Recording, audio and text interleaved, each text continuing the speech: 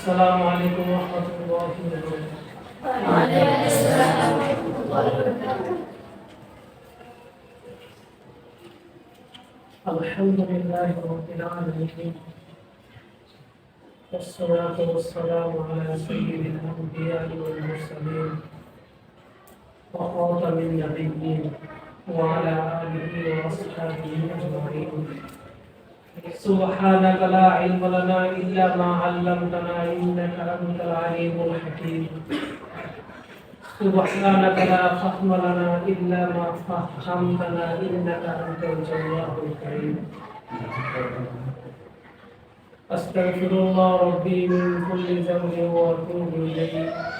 لا حول ولا قوة إلا بالله العلي العظيم.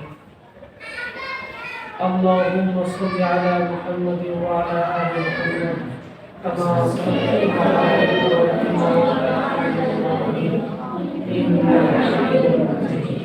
اللهم بارك على محمد وعلى آل محمد كما باركت على إبراهيم وعلى آل إبراهيم إنك حميد مجيد. قال الله تعالى في كلامه المجيد وفرقانه الحميد: أعوذ بالله من الشيطان الرجيم. بسم الله الرحمن الرحيم.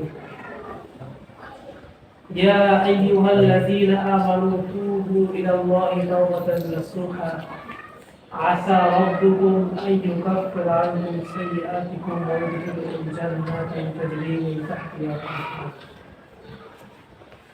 وقال رسول الله صلى الله عليه وسلم: ثلاث لا تضر طاعتهم: الإمام العادل والصائم حتى يفطر ودعوة المظلوم، أو كما قال عليه الصلاة والسلام. মহান আল্লাহ পাকের দরবারে অগণিত অসংখ্য শুকরিয়া। মহান রব্বুল আলামিন আমাদেরকে রমজানুল মুবারক মাসে জোহরের নামাজ আদায়ের পরে একটি দ্বীনি মজলিসে আসার বসার কিছু দ্বীনি আলোচনা করার এবং শোনার তৌফিক দান করেছেন। এর জন্য রব্বে কারীমের দরবারে শুকরিয়া আদায় করি আলহামদুলিল্লাহ। একটা একটা করে রমজানের দিনগুলো আমাদের কাছ থেকে বিদায় নিচ্ছে। প্রত্যেকটা মুহূর্ত অনেক দামি ছিল, প্রত্যেকটা শেষ রাত্র অনেক দামি ছিল, প্রত্যেকটা ইফতারের পূর্বের সময়টা অনেক দামি ছিল। যে সময়গুলোতে আল্লাহ তাআলা দোয়া কবুল করার জন্য ওয়াদা করেছে। হাদিসে পাকে দোয়া করার জন্য উৎসাহিত করা হয়েছে।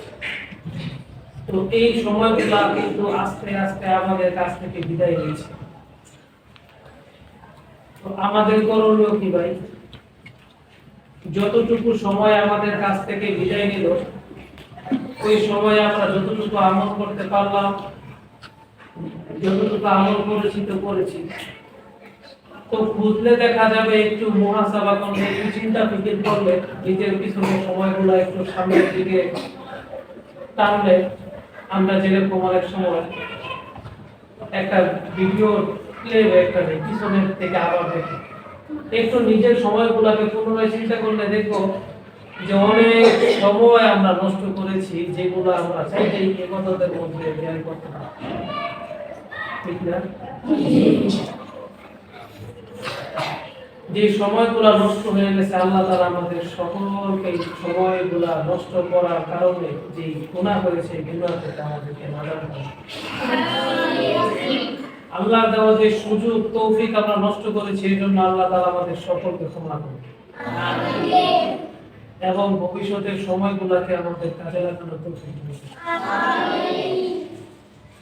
বলতেছিলাম, আল্লাহ তাআলা পবিত্র কোরআনে বলতেছেন যে ইয়া আইয়ুহাল্লাযীনা আমানু তুবু ইলাল্লাহি তাওবাতান নাসুহা। হে মুমিনেরা, তোমরা আল্লাহ তাআলার কাছে তাওবাতান নাসুহা, তাওবাতান নাসুহা। তাওবাতু শব্দের অর্থ ফিরে আসা, রূপ না, ফিরে আসা। অর্থাৎ কোন একটা কাজ যেভাবেই হোক যদি গুনার মধ্যে লিপ্ত থাকে, গুনার কাছ থেকে ফিরে আল্লাহর দিকে ধাবিত হওয়া, নেকের দিকে ধাবিত হওয়া। নাসুহা শব্দটি এটা অর্থ কেউ বলে নাসুহুন, কেউ বলে নাসুহাতুন থেকে, এটার অর্থ হাকি, নির্ভেজাল, অর্থাৎ আল্লাহর কাছে নির্ভেজাল তওবা করা। কেমন তওবা? নির্ভেজাল তওবা, যে তওবার মধ্যে কোনো আর সংশয় নাই, কোনো ভেজাল নাই, একেবারে সর্বোচ্চ তওবা আল্লাহ তাআলার কাছে করা, এটাকে বলে তাওবাতান নাসুহ। কি বলে? এই তওবা যদি এইভাবে যদি কেউ তওবা করে, তো আল্লাহ তাআলা তাকে কয়েকটা পুরস্কার দান করবেন।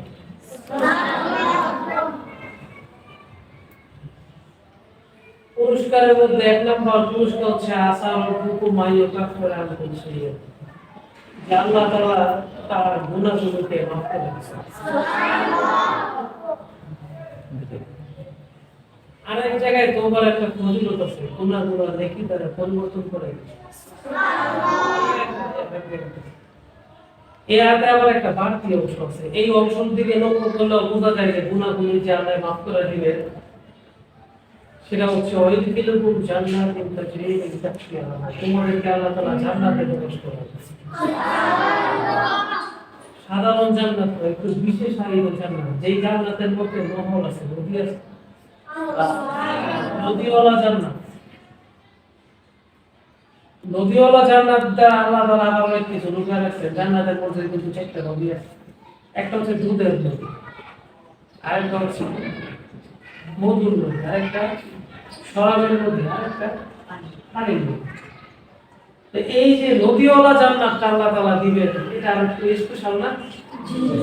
এমনি তো কিছু বলে জান্নাত দান করবে। কেমন জান্নাত? যে জান্নাতের নদী আছে। জান্নাতের আলোচনা এখন জানবো, বলতেছি যে আল্লাহ তাআলার কাছে তাওবাতান নাসুহা করা, খাঁটি খাস তওবা করা।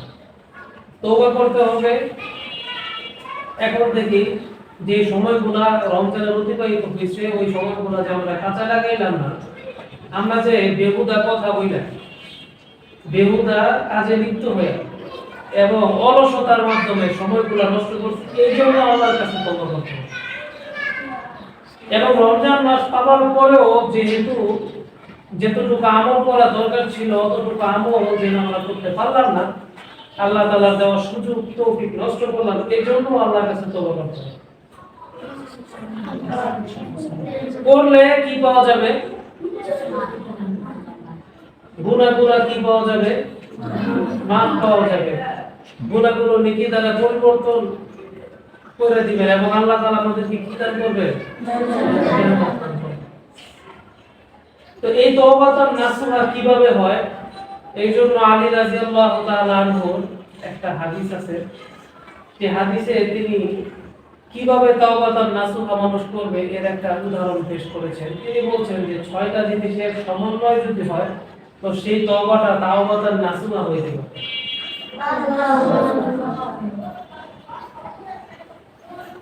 আজকে ভিডিওতে ইনশাআল্লাহ আমরা ভিডিওর ডেসক্রিপশনে লিংক দিব এই 6টা কাজ, এবং আরো দোয়া কবুলের 10টা শর্ত আছে, এই শর্তগুলো ইনশাআল্লাহ আমরা লিখে দিব। কারো যদি ভুলা যায় থাকে ওইখান থেকে ইনশাআল্লাহ আবার ফিরানো হবে। তারপরও এগুলা মুখস্থ রাখা জরুরি, এগুলা মুখস্থ থাকা জরুরি, তাহলে আমল করতে সুবিধা হবে। ঠিক আছে? তো আলী রাদিয়াল্লাহু তাআলা কি বললেন?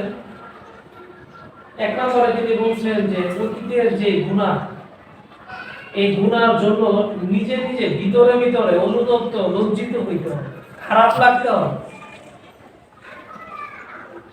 মনে করো আমি একটু অভ্যাস আছে, হ্যাঁ টিভিতে নাচ গান দেখে, নাচ গান যে দেখে এর কাছে মজা লাগে, এই কারণে দেখে, তাই না?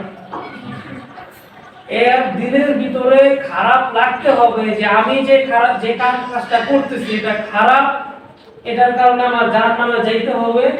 তো আমি জাহান্নামে যাইতে চাই না, এই খারাপ কাজ থেকে আমি বাঁচতে চাই, এই যে একটা খারাপ লাগা তার ভিতরে আসতে হবে।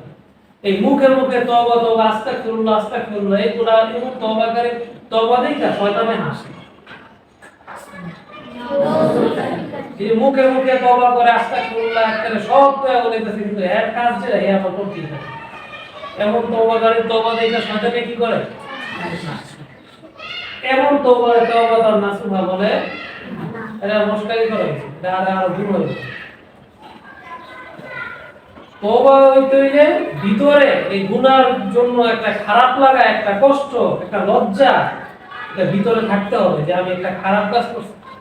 যেটাই হোক, চোখের গুনাহ হোক, হাতের গুনাহ হোক, পায়ের গুনাহ হোক, মুখের দ্বারা গুনাহ হোক, জবানের গুনাহ হোক, আরেকবারে কষ্ট দেওয়া, কারো জিনিস চুরি করা হোক, কারো জিনিস না বইলা ধরা হোক, কাউরে গালি দেওয়া হোক, যেটাই হোক, এটা যে খারাপ, আমি যেটা খারাপ কাজ করছি এটা আমার ভিতরে খারাপ লাগতে হবে, তাহলে এটা তওবা তার নাসুহ। বুঝছেন আমার কথা? আচ্ছা, দ্বিতীয়ত অনেকের হয়তো ফরজ নামাজ কাজা হয়ে যেতে পারে, ফরজ রোজা কাজা হইতে পারে, বা কোনো কবিরা গুনাহ করে থাকতে পারে। এই যে ফরজ যেইগুলা কাজা হইছে, ওয়াজিব যেগুলা কাজা হইছে, এগুলা কাজা আদায় করতে হবে। এগুলা কাজা আদায় না করে শুধু তওবা করে নিলে কিন্তু ওই কাজাগুলো মাফ হবে না। কাজা কি করতে হবে? আদায় করতে হবে। অনেকেরই তো বাসায় গেলে ফরজ ফজর নামাজটা কাজা করে পরে মায়ের ডাকবে, মায়ের ডাক দেনে মায়ের উপরে কি নামাজটা ফরজ একা না আপনার উপরেও? মায়ের ডাক দেনে এইটা করে কিন্তু পার পাওয়া যাবে না, আপনাকে উঠতে হবে। অনেকে বাসায় গেলে কিন্তু ফজর নামাজ পড়ে এই জায়গার মধ্যে খোঁজ করলে না হলে 98% জমি ফজর নামাজ পড়ে, ফজর নামাজ বাসায় গেলে পড়ে। রমজান মাস ভিন্ন হবে, রমজান ছাড়া পড়ে ফজর নামাজ পড়ে। এরপরে আর কি খোঁজ করলে 70% পাওয়া যাবে ইচ্ছা করে নামাজ পড়ে, তো জোর আছে মাগরিবের সাথে ইচ্ছা করে পড়ে। এরকম রেট কমতে কমতে 1% বা 2% পাওয়া যাইতে পারে এই 5 ওয়াক্ত নামাজ পড়ে বাসায়। আমি ভুল বলতেছি? হ্যাঁ, তো এই জন্য ফরজ নামাজ যেগুলা কাজা হয়েছে এগুলা কাজা কইরা, এরপর আপনি আরো যা যা কাজা করছেন, আপনি রোজা নষ্ট করছেন, এই যে আচার খাইতে বলতেছে দুটো খেয়াল আছে, রোজা রাখছেন, আরো যা যা করছেন এগুলা কাজা কইরা এরপরে তওবা। আরেকটা বিষয় হচ্ছে, কারো জিনিস যদি চুরি করে থাকেন, না বইলা ধরা থাকে, কারো সম্পদ যদি না বইলা নিয়ে থাকে, ধরা থাকে, নষ্ট করে থাকে, অনেকে সম্পদ নেয় না, নষ্ট করে, যার উপর জিদ থাকে না, একজন অনুপস্থিত থাকে, এক জিনিসটা জানলা দিয়ে ফেলায়, এক জিনিসটা ইচ্ছা নষ্ট করে, কাপড় ছিঁড়ে ফেলে, কাপড় ইচ্ছা করে আর জায়গায় ফেলায়, ওই জামালাতে গেছে, ওই জেল লোকের লোকগুলা চাপায় এক কোনার মধ্যে নষ্ট করে বাস করে ফেলাইছে। প্রতিশোধ এরকম ধরনের কাজ করে, অনেকেই করে, আমি জানি। এই যে যে করছেন এগুলা যে যে করছেন এর কাছে গিয়ে মাপ চাইলে এরপরে তাও বাতার নাশ হয়, ওই বইয়ে চিপাল বইয়ে তওবা করলে তাও বাতার নাশ হয়। আল্লাহর হকটা আল্লাহ মাফ করে দিল। যেই লোকটার সাথে আপনি এরকম কাজ করছেন, হ্যাঁ হক আল্লাহ মাফ কেমনে করবো? আল্লাহ হক চাই মাফ করতে পারলেও করবো, কারণ সকল বান্দা আল্লাহর কাছে সমান না, সমান না। আল্লাহ সবাই বানাইছে নিজাতে, এই যে আল্লাহ তাআলা আদর করে বানাইছে, আল্লাহর কাছে সমান না। আপনি তো আরেকজনের জিনিস নষ্ট করে আল্লাহকে তওবা করবেন, যদি ইমন হইতো তাহলে তো মনে করেন যে যা করছি তা করে খালি বাসায় বয়ে খালি তো তওবা শেষ না, এত সহজ। আপনি যে জিনিস নষ্ট করছেন, যে ক্ষতি করছেন, এর কাছে গিয়ে মাপ চাইবেন। এরপরে 4 নম্বর হচ্ছে, হাতের দ্বারা, মুখের দ্বারা, পায়ের দ্বারা, কারো যদি এক্সট্রা হাতের দ্বারা মনে করেন আপনি একটা কথা বলছেন, এই কথার বদলে একটা কথা বললে যথেষ্ট, আপনি লাগাইছেন খাবার, লাগাইছেন আপনার একটা ধাক্কা দিয়েছে, আপনার শক্তি আছে, আপনি একটা বেশি লাগাইছেন, এই যে আপনি অতিরিক্ত যেগুলা জুলুম করছেন ওগুলার মাপ চাইতে হবে। কথা বোঝা যায়? এগুলার মাপ চাইতে হবে। মাপটা চাইলে এই তওবা তার নাসুহা হবে না। রমজান মাসে 100 অতিবাহিত হোক, আপনার বয়স 100 হয়ে যাক, 100 রমজানে তওবা করছেন, কোনো লাভ নেই, মাফ হবে না।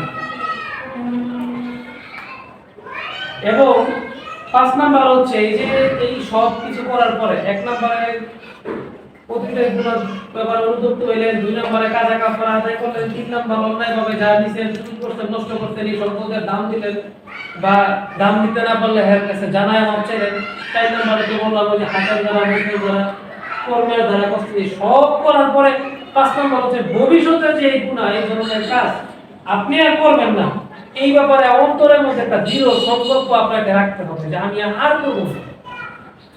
এই চারটা করার পরে না আগে, এই চারটা করার পরে না আগে, এই চারটা করা কিন্তু কঠিন, বাকি গুলি করা সহজ। এই চারটা যে কঠিন এই কঠিন আগে করবেন, তারপরে 6 নম্বরে হচ্ছে এই যে আপনি যে অকাজগুলো করছেন, এই যে যে আকামগুলো করছেন চারটা স্তরে যে বয়ান করলাম, এগুলা জীবন করছেন এগুলা কে দেখছে?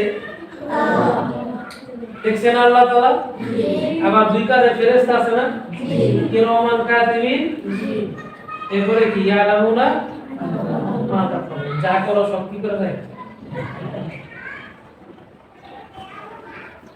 এই যে উল্টাপাল্টা কাজগুলা করছেন এগুলা আল্লাহ দেখছে না, ফেরেশতা সাক্ষী হইছে না, জমিনে সাক্ষী হইছে না, হাতে পায়ে মুখে সাক্ষী হইছে না।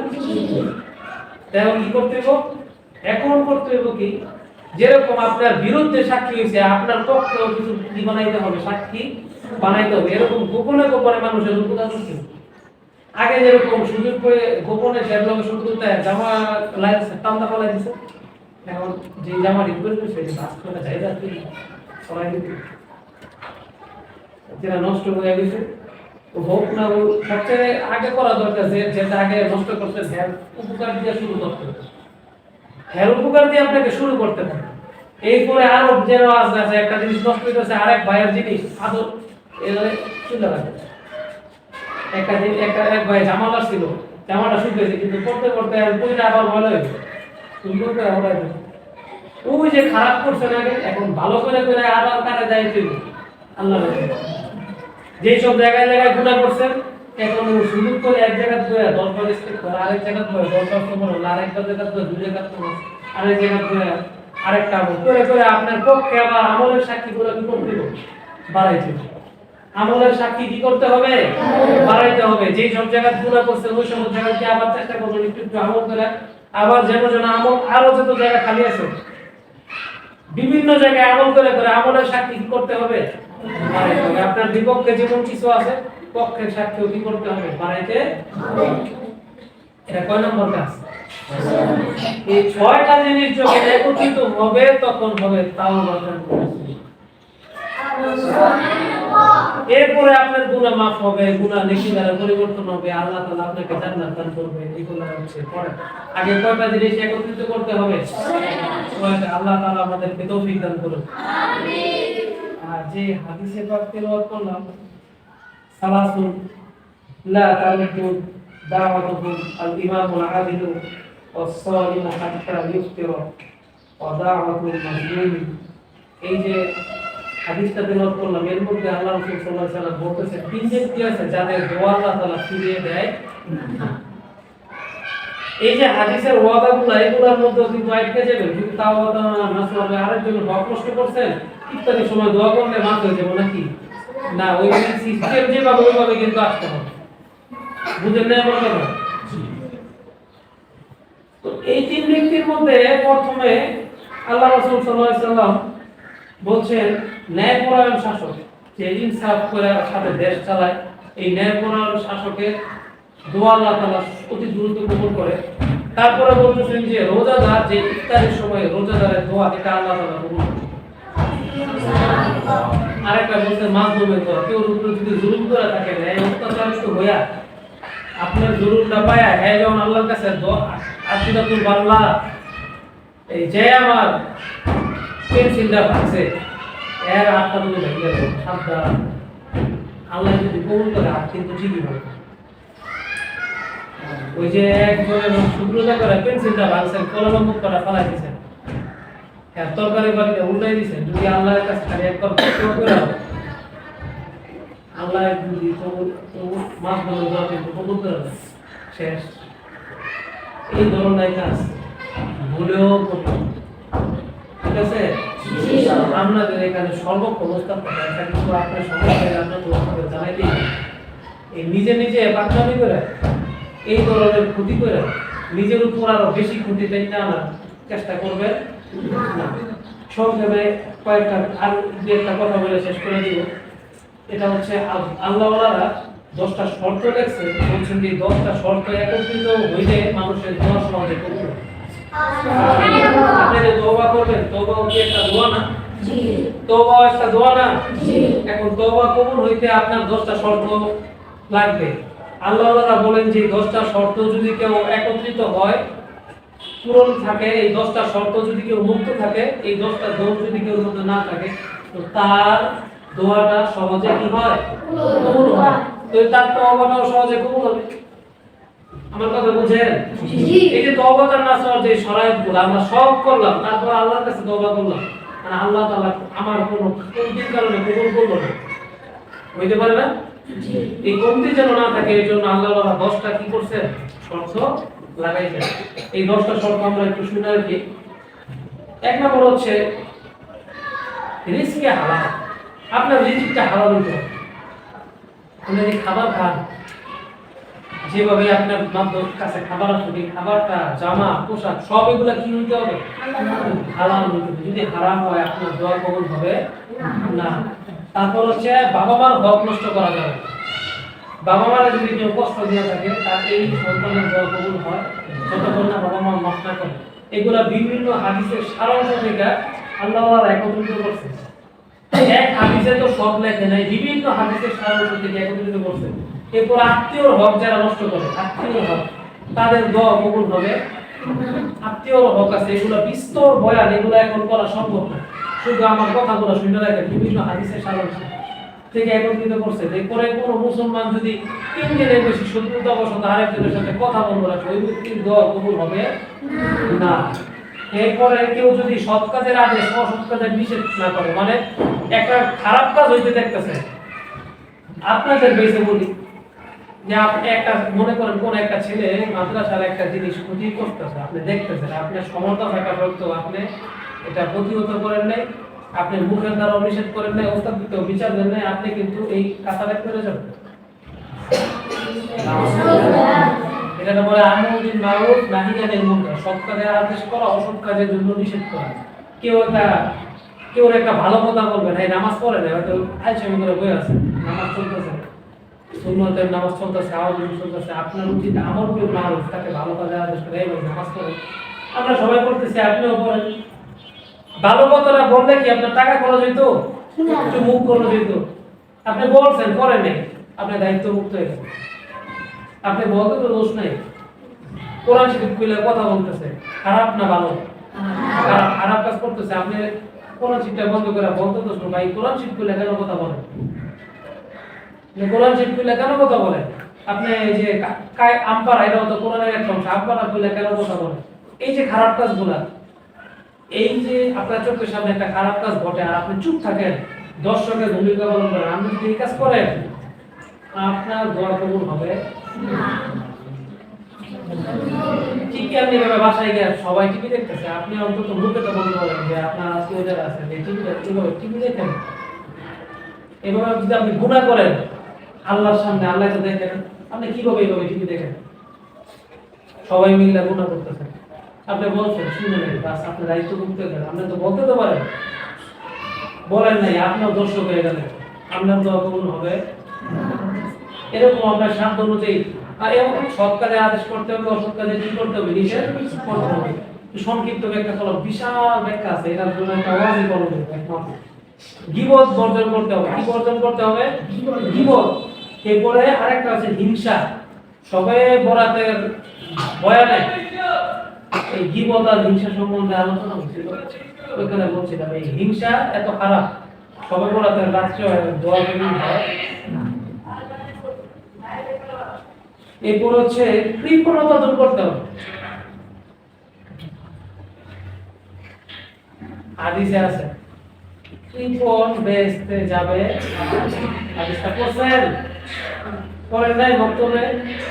একটা হাদিসে আছে তো, বখিল বেহেশতে যাবে। তো এই কৃপণতা দূর করতে হবে।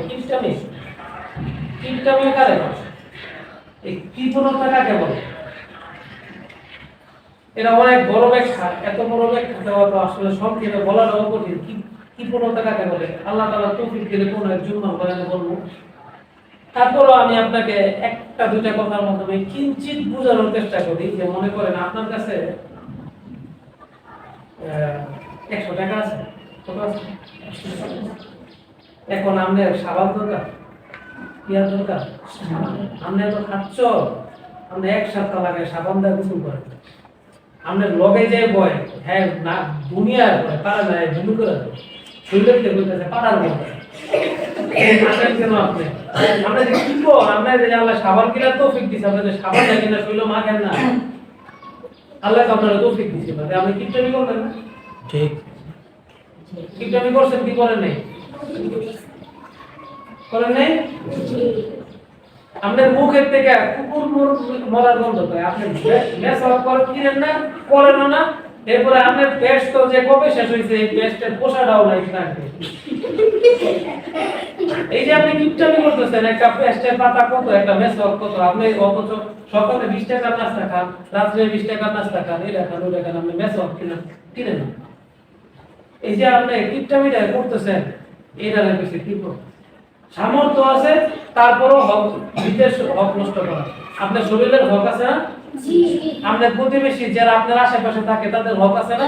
জি। এই যে আপনার শরীরের দুর্গন্ধ আরেকজনের কষ্ট হইতাছে, এটা কি তার হক নষ্ট হইতাছে না? এই যে কিপটামি করতেছে না, এই কিপটামি করা যাবে না। কিপটামি করা যাবে না। কিপটামি করলে এর দোয়া আল্লাহ তাআলা কবুল করে না। আর অনেক বিশাল কথা, আমি একটু সংক্ষেপে আপনাদের বেসে বোঝার জন্য বললাম। এরকম সব জায়গায় যারা আল্লাহ যারা তৌফিক দিয়েছে ওটা না করে যদি একটা কিপটামি করে ওটা করবে কিপটামি। কেউ আল্লাহ ভালো জামা পিন্দা তৌফিক দিয়েছে, তারা আচ্ছা মনে করেন আমি যদি 3-4টা তালিওয়ালা একটা জুব্বা পিন্দা পরি, তাহলে এটা আমার জন্য কি হবে? আল্লাহ তো আমার জুব্বা ভালো একটা জুব্বা পিন্দা তো কিনা পিন্দা তো আমি যদি তালিওয়ালা জুব্বা লাগায় ঘুরলাম, তাহলে এটা আমার জন্য কিপটামি। আবার যে সামর্থ্য নাই এর জন্য তালিওয়ালা জুব্বাটা পরাটাই ঠিক আছে। কথা বুঝেন নাই? কেউ জন্য এটা ঠিক আছে, আবার আমার জন্য এটা ঠিক না। আমি যদি 50 টাকার পজ জুতা পিন্দা ঘুরি না, এটা আমার গুণ হইল, কবিরা গুণ। কেন? এই 50 টাকার পজ জুতা পিন্দা তো আমার কথা। এটা যদি পিন্দা ঘুরি দেখবো যে মাদ্রাসা একজন মসজিদে নামাজ পড়ে একটা মাদ্রাসার মধ্যে হ্যাঁ যুক্ত আছে, এই লোক এই জুতা পিন্দা ঘুরতেছে, তাহলে আলেমের মান সম্মান নষ্ট হইল। আলেমের যে একটা মান সম্মান ছিল এটা কি করলাম আমি? নষ্ট করলাম। এটা মানে আমার জায়গা থেকে এটা শান না, জানি এটা 50 টাকার পঞ্চমটা যেন বলে আমার জায়গা না। এটা আবার যে সামর্থ্য 50 টাকার পঞ্চটা বিনা হ্যাঁ যদি এরা করে এর জন্য এটা কি আছে? ঠিক আছে। আবার যে সামর্থ্য 50 টাকার পঞ্চটা কিনা হ্যাঁ যদি 3000 টাকার জুতা কিনে আর ফ্যামিলিতে কষ্ট দেয়, চাপ সৃষ্টি করে বাপের উপরে, এর জন্য এটা আবার ইসলাম, এটা আবার কবিরা গুণ। এই জন্য ইসলামে বলছে এ দাদা মধ্যম পন্থা অবলম্বন করে চলতে, কিপটামিও করা যাবে না, আবার অধিক খরচ করে অপচয় করা যাবে না। আপনার বাবায় রিক্সা চালায়, আপনার সামর্থ্য হয়েছে, আপনার সামর্থ্য মনে করেন 200 টাকা 250 টাকা জোগাড় করতে, কথার কথা আপনার বাবার ফোর্স করে, আপনার মায়ের ফোর্স করে কষ্ট দিয়ে আপনি 1500 টাকা একটা জুতা কিনবেন, 1000 টাকা একটা জুতা কিনবেন, অত 1000 টাকা কামাইছে তার কতটা কষ্ট হয়েছে আপনার যা বুঝলেন না আমার দিতে ওইটা কিন্তু আপনার জন্য স্টাফ হয়ে গেল। অবশ্যই আপনি যেই জায়গায় যে অবস্থায় আছেন ওই অবস্থায় আল্লাহ যতটুকু দিয়েছেন অতটুকুর মধ্যে সীমিত, অতটুকুর মধ্যে খরচ করা ওটা আপনার জন্য ঠিক। আপনি কিপটামিও করতে পারবেন না, আপনি অপচয় করতে পারবেন। কথা বুঝছেন? কিপটামির সাথে আবার অপচয়ের কথা এই করে বললাম, এই কিপটামির কথা বলে দিলাম, আল্লাহ সবাই খালি দামি দামি জিনিস ব্যবহার করা শুরু করবো না। এরা মানে জানা যে আপনি আলাদা দামি দামি জিনিস ব্যবহার করা শুরু করবেন, আপনার অবস্থা অনুযায়ী আপনি ব্যবহার করবেন। কথা বুঝছেন? ঈদ হইতেছে অনেকে জামা বানাইবে, বাপ মারা এরকম পয়সা দিবেন না যে আমার 250 টাকা করে জামা বানাই কি করবে। আমার 300 টাকা করে জমা করে দিতে হবে, তার সামর্থ্য যেমন সে তেমনই মানবে। ঠিক আছে? কথা বুঝছেন? আচ্ছা, তারপরে হচ্ছে যার আত্মাটা মরে যায়, মরা আত্মার দোয়া আল্লাহ তাআলা কবুল করে। তাই আত্মা মরে কেমনে? যে বেশি বেশি গুনাহ করে, আর যার মুখের মধ্যে জবানের মধ্যে চিন্তা ভাবনা খালি গুনার চিন্তা, যার কলমের মধ্যে জিকির নেই, যে সুযোগ পেলে কোনো একটা সারা যে আমি একটা কথার দ্বারা প্রভাবিত হইও আমি কিছুক্ষণ আল্লাহর জিকির করি, সারাদিন একবার কিছুক্ষণ আল্লাহর স্মরণ করি, যার মধ্যে আল্লাহর স্মরণ নাই, হ্যাঁ আত্মার আস্তে আস্তে আস্তে আস্তে মরে যায়। কি হয়ে যায়? মরে যায়। মরা আত্মার দোয়া কবুল হয়।